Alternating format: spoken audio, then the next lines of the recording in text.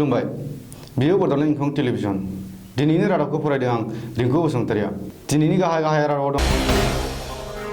BTC बिसायख'थिनि बिजाथिलाइ गथायनाया दिनै जोबलांबाय प्रमद बर' आरो हाग्रामा महिलारिया मोननै बिजाबाव बिसायख'थि गेलेगोन बिटिएडिनि आबुं कमिटिया जिएसपिनि बिजाथि तृष्णा मेधिया क'क्राझाराव गोबांथार बिबांनि हाथियार बोखांदों उखिल गगैखौ पुलिसा हमफिनबाय एपिएससिनि सा 49 बिजाथिफोरनि आर'जलाइखौ गोजौ बिजिरसालिया नेवसिबाय लाल साहाजों कर'ना भाइरास होबथानाय खौराङा बानस'नायसो मिजिं मुंनि भिडिअ' एलबाम बेखेवदों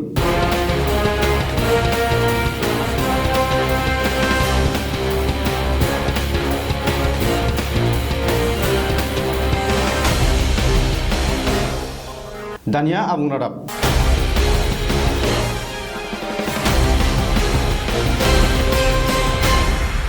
बिटिसिनि मोन 40 बिजाबाव फैगौ 4 एप्रिलखालि खुंजानो गोनां बिसायख'थिनि थाखाय बिजाथिफोरनि बिजाथिलाइ गथायनायनि जोबथा खालारा दिनै बारग'लांबाय बिसायख'थियाव बाहागो लानो गोनां गासैबो दोलोफोरनि बिजाथिफोरा दिनैनो बिजाथिलाइखौ गथायजोब्बाय बिसायख'थियाव बाहागो लानो गोसो गैयै बिजाथिफोरा 21 मार्चखालि गावबा गावनि बिजाथिलाइखौ बोखांनानै लाफिननो हागोन मख'नो गोनांदि बिजाथिलाइ गथायनायनि जोबथा सानाव दिनै बिजनी महकुमानि बेन्दोङाव थानाय 17 नं सुबाइजार बिजाबनि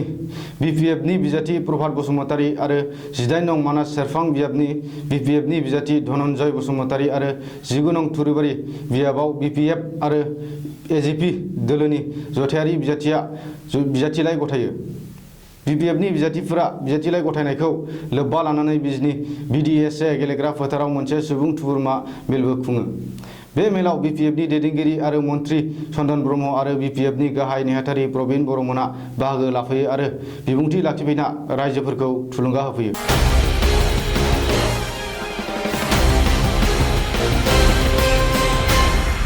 इउपिपिएलनि आफादगिरि प्रमद बर'आ दिनै आरोबाव गांसे बिजाथिलाइ गथायदों प्रमद बर'आ बाक्सा जिल्लानि सिङाव थानाय गयबारि बिजाबाव बिजाथिलाइ गथायनायनि उनाव दिनै बाक्सा जिल्लानिनो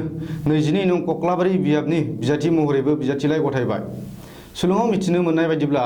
प्रमद बर'आ दिनै बाक्सा जिल्लानि जिल्ला बेंगिरिनि आखायाव गावनि बिजाथिलाइखौ गथायबाय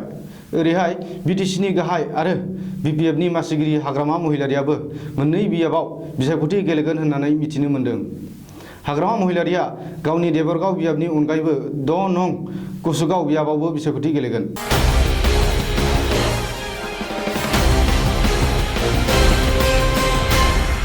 सोबख'नाय नासयनाय आरो गासैनोबो समान मोनथाय होनाय बायदि मोन्थोरजों बिटिसि बिसायख'थियाव बाहागो लानो सिगांनाय गण सुरक्षा पार्टी एबा जिएसपिनि बिजाथि तृष्णा मेधिया 25 नं बागानपारा बिजाबाव गसंदों नाथाय मुजिथावना बाथ्राया बेसोदि बाक्सा जिल्लायाव मोनबेसे बिटिसि बिजाब दं जिएसपिनि बिजाथि तृष्णा मेधिया मिथिया मेधिनि बायदिब्ला बाक्सा जिल्लायावनो मोन 40 बिजाबफोर दं मख'नो गोनांदि बिटिएडि गोरोबथाया 17 बोसोर बारलांनायनि उनावबो बिटिएडिनि आबुं कमिटिया तृष्णा मेधिया बेल' नङा बाक्सा जिल्लानि सोरगिदिं सिमना बाक्सा जिल्लानि जिल्ला बेंगिरि आरो बावैसो जालांनाय बिटिआर गोरोबथाया माब्ला जायामोन बेखौबो मिथिया जिएसपिनि बिजाथि तृष्णा मेधिया बबेखानि बेफोरबायदि गियान गैयै बिजाथिफोरा ओनसोलाव माबायदि जौगाखांनायनि खामानि मावगोन आरो रायजो राजाया मा मिजिं खालामगोन बेयो जोबोरैनो गेदेर सोंथि जानानै सिखांदों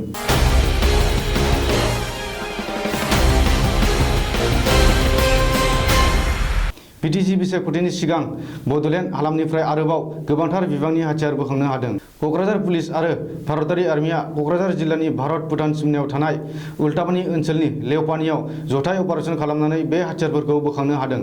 रैखाथि बिफाना बोखांनो हानाय हाथियारफोरा फारियै गंनै AK-47 राइफल गंसे M79 ग्रेनेड लान्सार गंसे .22 राइफल आरो मेगजिन भारतआवनो बानायनाय गं 11 राइफल आरो गंब्रै मेगजिन गंसे .22 पिस्तल आरो गंनै मेगजिन गंनै 7.65 पिस्तल आरो गं 6 मेगजिन गंसे 9mm पिस्तल आरो गं 10 मेगजिन हादरावनो बानायनाय गंथाम पिस्तल AK-56 राइफलनि गं 11 मेगजिन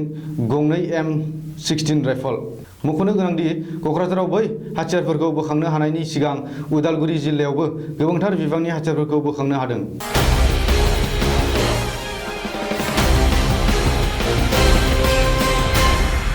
बिजिरसालियाव जामिन गनायथि होनानै उदां खालामनायनि उनावनो गुबुन मोनसे केसनि थाखाय कृषक मुक्ति संग्राम समितिनि गाहाय उखिल गगैखौ पुलिसआ हमफिनबाय। मख'नो गोनांदि मंगलबार खालिसो 30,000 रांनि जामिन लानानै NIA नि जर'खा बिजिरसालिया उखिल गगैखौ जोबथेसालिनिफ्राय उदां खालामदोंमोन। नाथाय शिबसागर सदर पुलिस थानायाव थिसननाय गुबुन मोनसे केसखौ बिथा खालामनानै पुलिसआ उखिल गगैखौ दान्दिसे उनावनो एरेस्ट खालामफिनबावदों। सुलुङाव मिथिनो मोननाय बायदिब्ला आबादारि दैदेनगिरि उखिल गगैखौ एरेस्ट खालामनायनि उनावनो शिबसागर CJM बिजिरसालियाव थिसननाय जायो आरो बिजिरसालिया उखिल गगैखौ सानब्रैनि थाखाय पुलिसनि जिम्मायाव दैथायहरो।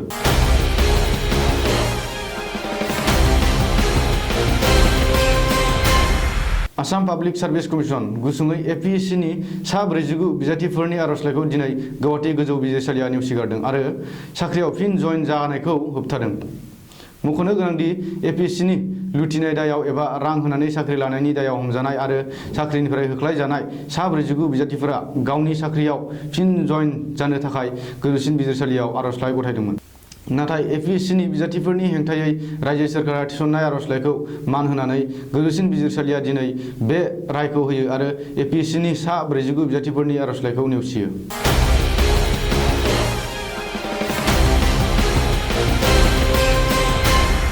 दिनै फुंनिफ्रायनो ससियेल मिडियायाव जोबोरैनो भाइराल जादों लाल साहाया। सिनि गैयै लाल साहाया गिख्रंथावना कर'ना भाइरासनि मुलि होननानै ससियेल मिडियायाव गोसारदों आरो दिनै फुंनिफ्रायनो लाल साहा लोंसावनायनि खौरां मोन्दों।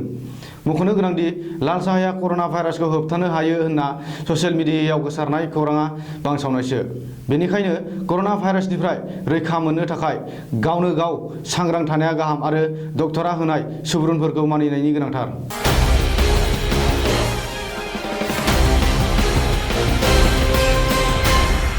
बर' हारिजों लोगोसे आसाम नाङैनो मुंदांखा जानाय मेथाइ खनगिरि फुकन बर'आ